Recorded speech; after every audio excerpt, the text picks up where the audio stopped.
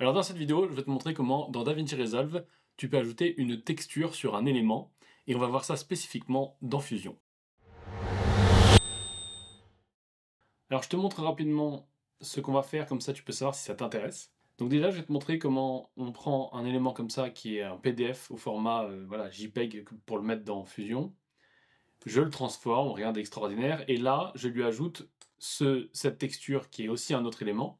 Donc juste pour faire un contour, comme tu peux voir comme ça. Donc ça, je vais te le montrer, évidemment, c'est pas la plus grosse partie, mais après, je vais te montrer comment on fait ça. Ce texturing ici, qui se fait avec cet élément-là et avec un autre bitmap. Mais c'est pas tout, parce que je vais te montrer comment on peut, en utilisant un même objet extérieur, donc les petits bouts de papier que j'ai qui se déplient, je vais te montrer comment on peut l'utiliser différemment, de façon à ce que tu puisses faire des animations différentes. Fondamentalement, le but de ce tuto, c'est de te montrer comment on met une texture, et comment aussi on peut utiliser une animation, comme l'animation de papier, pour faire une apparition. C'est un petit peu multifonction. Pour être plus précis, quand je te dis c'est multifonction, c'est parce qu'on va voir ces deux animations-là qui sont les mêmes, mais juste avec un tout petit changement, un node de différence, et un élément un peu modifié. On a, tu vois, deux choses tout à fait différentes. Il y en a une où il y a la texture, il y en a une où il n'y a pas la texture, mais on a quand même cette apparition du début. Pour commencer, je vais juste te montrer que là, j'ai deux compositions qui sont identiques. Il y a juste les notes verts ici et les notes bleues qui sont différents d'une composition à l'autre. Et pourtant, on obtient un rendu assez différent, ou en tout cas, qui peut être intéressant selon le style que je cherche à faire. Donc je vais te montrer ça rapidement, mais on ne va pas regarder en détail cette composition, parce que j'ai fait un autre tuto assez long où je fais le même genre d'animation, et ça n'a pas grand intérêt. On va juste regarder le début de cette composition. Ici, on a un média qui est un document au format A4 en JPEG que je mets dedans. Ensuite, je le resize pour qu'il soit à la bonne taille dans le format 16 neuvième. Ensuite, j'ajoute cet élément-là que j'ai fabriqué, donc qui est une texture de papier que j'ai faite dans Photoshop, avec du papier déchiré que tu peux trouver sur Internet. J'ai fait une texture comme ça, et je l'ai exporté en PNG. Comme ça, j'ai un fond transparent, et ça me permet de l'utiliser, comme tu peux le voir ici, pour faire le fond, mais aussi pour faire la découpe. Donc si on regarde le détail, si je supprime ça, que je fais ça, et que je fais ça, tu peux voir que là, on a bien le truc par-dessus. Notre document, il apparaît bien par-dessus. Ici, on peut voir que si je mets l'inspecteur, j'ai un darken, parce que normalement, si tu fais juste ça, ça fait comme ça, c'est moche. Nous, on veut darken pour que on ait l'air de ce côté texture. Donc c'est le premier truc super simple pour texturer quelque chose, c'est que tu mets une texture derrière, et si c'est un document blanc, tu règles ton niveau ton mode d'application. Je sais pas comment ça s'appelle dans DaVinci en français. C'est vachement bien. Mais le problème, c'est que nous, ici, tu vois, on veut aussi que cette texture qu'on a derrière, elle découpe, pour que ça fasse comme s'il était vraiment découpé. Donc je la réutilise comme masque, et tu vois, ça disparaît ici.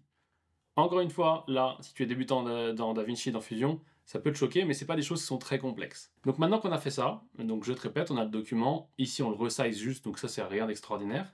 Là, on a notre texture qui vient, qui fait notre fond, mais qui découpe aussi notre document. Pourquoi elle découpe notre document? Parce qu'elle arrive sur un merge ici. Donc ça, la texture, elle arrive par le jaune, donc c'est-à-dire qu'elle arrive dans le fond. Elle arrive, et il y a notre document qui arrive par le vert, et donc le masque ne s'applique que sur le vert. Donc naturellement, ça va découper. Je vais vite, mais ça, normalement, tu dois le savoir. Si tu es débutant, tu peux aussi suivre ma formation. Mais globalement, là, tu devrais pouvoir t'en sortir. Maintenant, on arrive à la partie intéressante.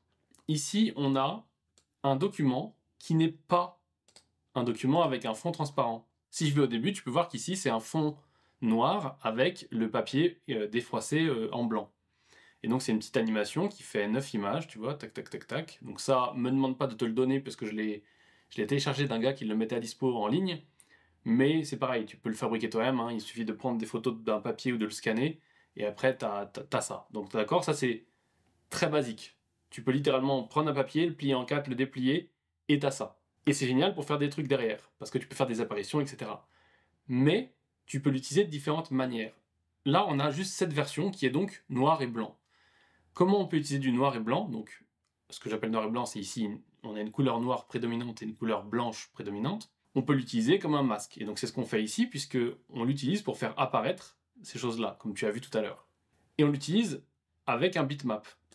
Donc, le bitmap, ça permet simplement de dire je veux utiliser de ce qui rentre ici par l'entrée jaune, je veux utiliser la luminance, et du coup il prend la luminance, et il va ici, hop, le mettre dans le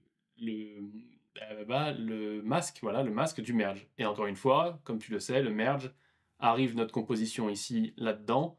Donc qu'est-ce que ça veut dire? Ça veut dire que ce masque, il va masquer ça. Maintenant, c'est assez intéressant, parce que ça veut dire que là, tu peux prendre à peu près n'importe quel élément et faire une animation. J'ai donc été chercher cet élément-là qui est un glitch, comme tu peux le voir, qui lui aussi a du noir et du blanc.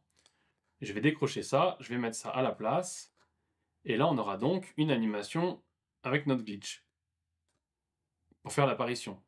Si je supprime mon glitch et que je remets mon élément de papier, on peut voir qu'évidemment ce masque, comme on a des zones qui sont plus sombres et d'autres plus claires, et qui utilisent la luminance via le bitmap, du coup on se retrouve avec des zones qui sont un peu ici plus opacifiées en fait, de par l'utilisation du masque. Et donc derrière, ça va très bien quand on met un fond comme celui-ci, puisque ça vient recompléter, et on a un document qui est voilà, lisible, assez intéressant. Bien sûr, tu peux faire plein de réglages, tu peux faire en sorte que le masque il soit plus réaliste, moins réaliste, enfin, plus flou, moins flou. Donc si on va ici dans le node bitmap, tu vois, si je zoome ici et que je réduis le soft edge au maximum, là ça fait très réaliste. Si je monte, au contraire, ça va rendre le masque vachement plus doux, et ça fait un peu plus comme si tu avais généré ça avec un ordinateur, tu avais créé une fausse texture de papier. Donc peu importe ce que tu veux faire, il y a différentes possibilités. Et maintenant, je vais te montrer comment, si tu as pris le temps de faire ce genre de petite texture papier ou que tu en trouves une sur Internet, le truc qui se déplie, etc., comment on peut l'utiliser différemment, juste en faisant une modif hors de DaVinci et dans DaVinci. Pour ça, on va aller sur la deuxième composition, qui, je te le rappelle, est exactement la même, sauf cet élément-là. Parce que cet élément, au lieu d'être la version en noir et blanc, donc les photos que tu as fait directement, j'ai fait un détourage. Donc si on vient ici, on peut voir que là, on a un détourage. Donc pour DaVinci Resolve, on a une zone qui est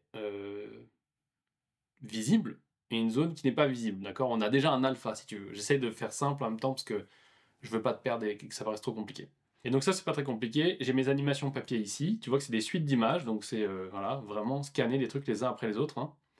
Et donc il y en a un, celui-ci, qui n'a pas de fond, donc il a un alpha, et celui-ci, il n'a pas d'alpha. Donc voilà. Et donc j'ai utilisé celui-ci tout à l'heure, et là, maintenant j'utilise celui-ci. Donc j'ai juste fait un détourage, et ça nous donne quelque chose de tout à fait différent. Ça a toujours l'avantage de pouvoir être utilisé comme papier qui se déplie, mais on n'est plus obligé d'avoir la texture qu'on avait par-dessus. Je te montre la différence. On a bien le papier qui se déplie, mais on n'a plus la texture dessus. On voit qu'on garde notre texture de notre autre élément qui est ici. Cet élément-là. Là, on a toujours le dépliage, comme on peut le voir. Tac, tac, tac. Mais on n'a pas la texture. Donc ça, c'est très pratique parce que tu as un seul élément que tu modifies, et selon comment tu utilises dans DaVinci Resolve, en ajoutant un node ou en retirant un node, tu peux utiliser de manière différente. Et là, je t'ai montré ça, mais en vrai, explorer les masques, on peut faire des heures et des heures dessus, on peut faire bien plus complexe. Mais je vais juste faire cette vidéo rapidement parce que je suis en train de créer ces animations-là pour ma chaîne YouTube qui s'appelle Camembert. Et donc tu peux aller regarder, c'est assez intéressant. Ce qu'on fait, on fait des sujets assez variés. Et en fait, j'avais envie d'avoir un truc texturé au début, mais pas texturé de trop dur, comme le premier exemple de cette vidéo. Donc j'ai fait la deuxième version, et je me suis dit, tiens, c'est intéressant de montrer qu'on peut faire deux versions avec juste 2-3 changements de node. Évidemment, il y a encore un milliard de trucs qui sont possibles, avec le node bitmap, c'est dingue, avec plein d'autres trucs. Donc voilà, je t'invite à suivre la chaîne, à t'abonner, mettre un commentaire si tu as apprécié ça et que tu as appris des choses. Et puis dans une prochaine vidéo, on verra d'autres choses sur Fusion, parce que j'explore beaucoup Fusion en ce moment. Et d'ailleurs, les templates, tout ça, là, c'est le gros délire. Donc, pose-moi des questions si tu en as en commentaire, et puis sinon, je te vois dans une prochaine vidéo.